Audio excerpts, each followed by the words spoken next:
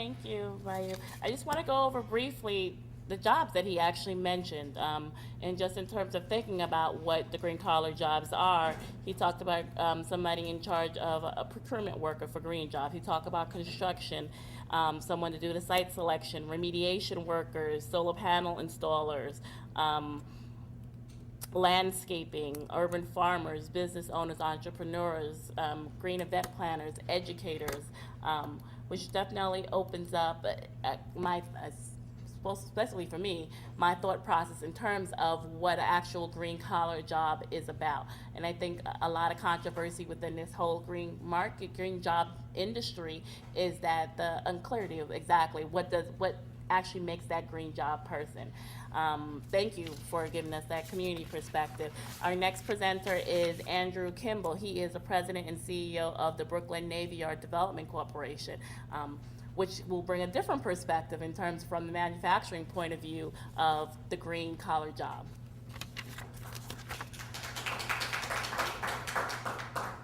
Did you want a slideshow view? It Yeah. goes pretty quick. Okay, I just scrolled down this way. Thank you very much, and thank you, Baya. That's a great segue. The kinds of developments that you're undertaking is one of the reasons that we're so optimistic about the future of the Brooklyn Navy Yard, and I think other industrial parks should be optimistic because with building green, you need to locally source a lot of the manufacture of this work.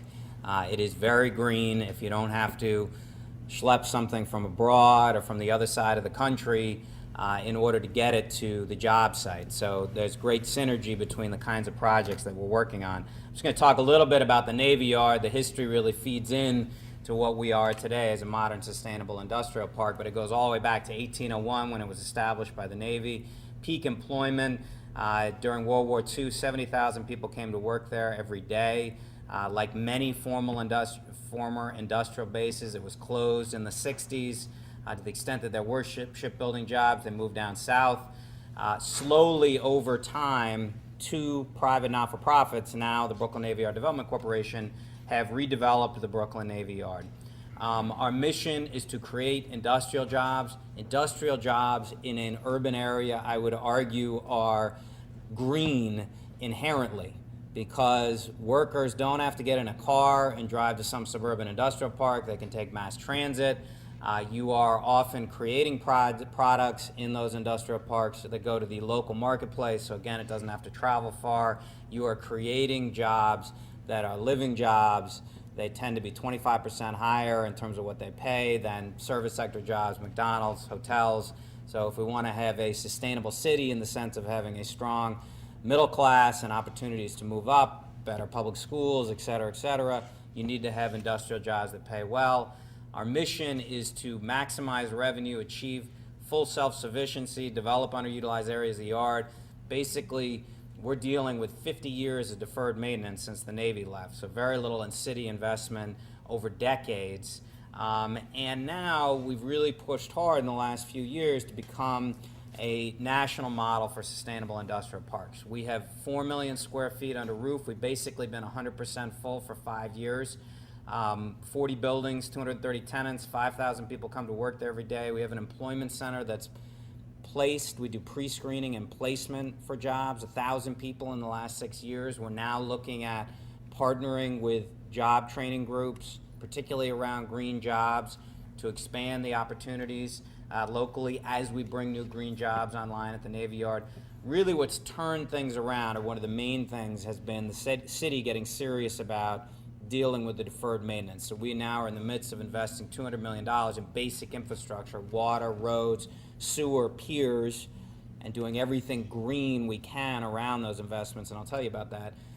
With the deal with the city, that we will figure out a private model primarily to get new buildings up, which is very, very difficult in an industrial context. There's a reason you don't see a lot of new industrial buildings getting built anywhere, but we are succeeding in doing that in the Navy Yard. We have done all of this with a major commitment to preservation, which is obviously a core component of sustainability, and improving our community presence.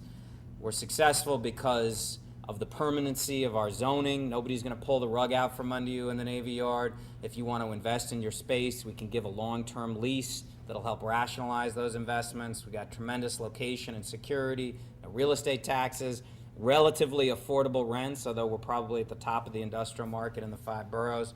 The quality of the space, it's just a very cool place to come to work every day. All kinds of historic structures, and now all of these green infrastructure investments we're making, and a quality local workforce, and tremendous intellectual capital that surrounds the Navy Yard with universities like NYU Poly, with lots of creative folks all throughout Brooklyn, lots of whom are working in the Navy Yard. I mentioned some of the benefits of industrial in the 5 boroughs before. One of the other reasons we've been so successful is we have focused on industrial sectors that make sense to stay in New York City in the long haul. The days of the smokestack are gone. We're focused on commercial artists, artisans, woodworkers, folks building the high-end goods that are going in the homes, many of them using recycled goods, going in the green developments like Baye was talking about. Entertainment, film, and media, a growing sector in the city, a big sector within the Navy Yard now. That is 21st century industrial. You are manufacturing a film, you're manufacturing the post-production, you're manufacturing the set. E-commerce fulfillment, an enormous amount of that. B&H Photo is one of the big ones, but we have a number of others. Some warehouse distribution, and what's interesting that's happening across each of those sectors now is an emerging, some organically, some because we're encouraging it, but green manufacturing, green business practices around all of those sectors. This is just a visual of the yard, 300 acres. It's an enormous amount of space. As I said, 4 million square feet under roof already. There's about 40 acres of developable land. We've planned out almost every square inch, and a lot of that development is happening now. So why did we make a commitment to sustainability in a big way a few years ago? One was it's just smart development in terms of being a good neighbor. We're pressed up against dense urban areas on all sides. We value our relationship with the community greatly in terms of creating local jobs. We want to offset the environmental footprint of all of this new development in the Navy Yard as much as possible. You know, one of the worst case examples of what happens when you don't plan for that offset is what has happened up at Hunts Point, where you have enormous emissions coming out of the trucks that come to use that food facility. We want to do everything we can to offset the environmental footprint of our developments, meet all of the city, state, and federal goals for energy efficiency and the green economy of the future. But we feel like we're already out ahead of the curve, and it helped enormously to have a mayor talking about things a few years ago, like a 2030 plan. But the great thing about Mayor Bloomberg is they never came to us and said, okay, turn the Navy Yard into a green industrial park. But they gave us the room to be creative and figure out on our own that if we were smart in terms of targeting sectors for the future, we would really focus on green and establishing ourselves as a national model for green industrial parks and the destination of choice for green manufacturers, because this is going to be a growing industrial sector. It's just smart business.